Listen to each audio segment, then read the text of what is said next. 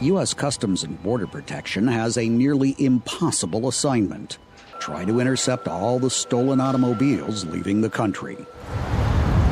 Here at the Port of Baltimore, the hundreds that officers do discover annually are mostly bound for a particular region of the world, according to the CBP's Adam Rotman.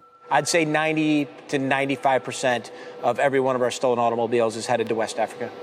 Auto theft is a problem accelerating across the U.S., according to University of Miami criminology professor Alex Piquero.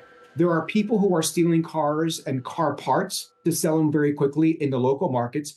And then there are people literally stealing cars and literally putting them on containers and selling them, shipping them all over the world, not just to Africa, but also to the Middle East and to Asia.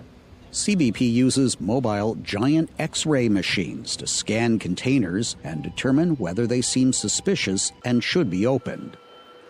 The manifest for this container did not list any vehicles, explains CBP Port of Baltimore Director Rotman.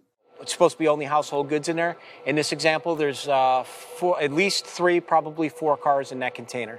This 2021 Mercedes-Benz, valued at $48,000, was fraudulently purchased in the state of Ohio with a stolen identity. It was intercepted here in Maryland and was intended to be shipped to the West African country of Togo.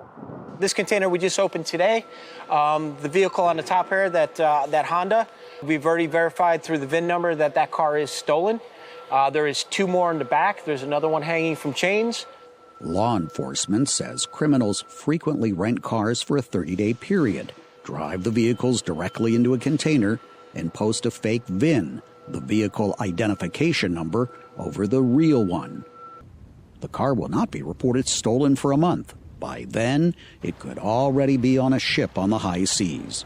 Rotman's team hopes to intercept such cars before they head out to sea. We noticed that the check digit on the VIN doesn't match what's supposed to be on a Ford truck.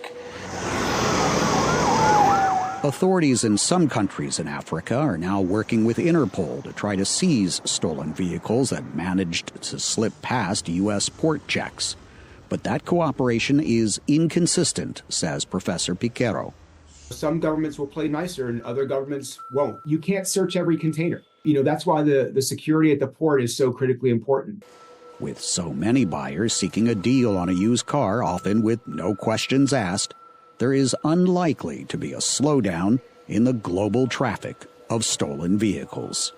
Steve Herman, VOA News, Sparrows Point, Maryland.